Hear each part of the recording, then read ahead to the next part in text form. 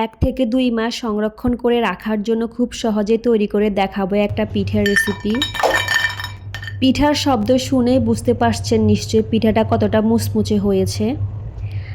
আমি প্রথমে একটা বল নিয়ে এখানে দিয়ে দিব কিছুটা নারকেল কোড়ানো। এরপর দিয়ে দিব নর্মাল তাপমাত্রায় রাখা একটা ডিম।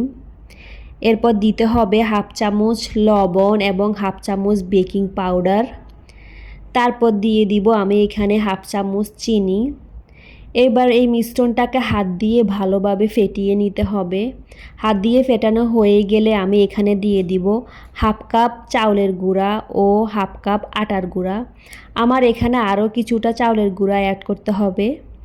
এই তো আমি আরও হাফ কাপ চাউলের গুঁড়া এখানে অ্যাড করে নিব। এরপর হাত দিয়ে ভালোভাবে মেখে আমি একটা ডো তৈরি করে নিব।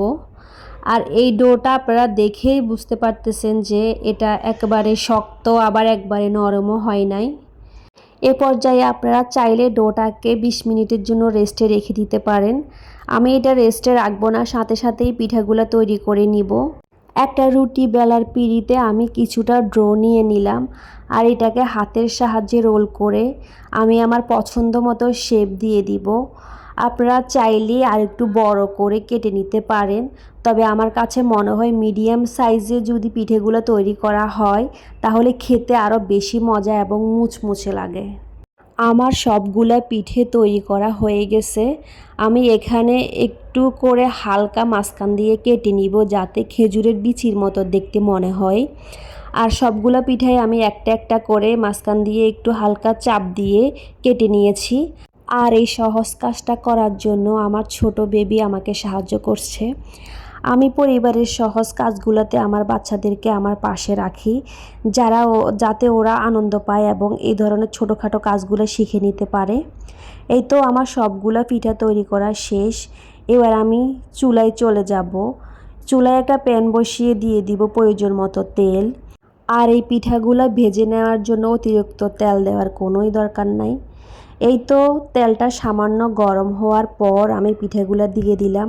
এই পর্যায়ে চুলার জাল থাকবে মিডিয়াম টু লো হিটে। অতিরিক্ত গরম তেলে পিঠাগুলো দিতে যাবেন না, এতে পিঠার উপরের অংশটা পুড়ে যাবে এবং ভিতরে কাঁচা থেকে যাবে।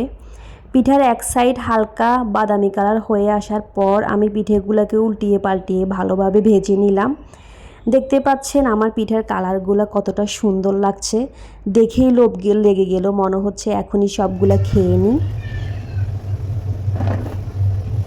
আশা করি আজকের পিঠার রেসিপিটা আপনাদের অনেক ভালো লেগেছে। তো আজ এই পর্যন্ত। আসসালামু আলাইকুম।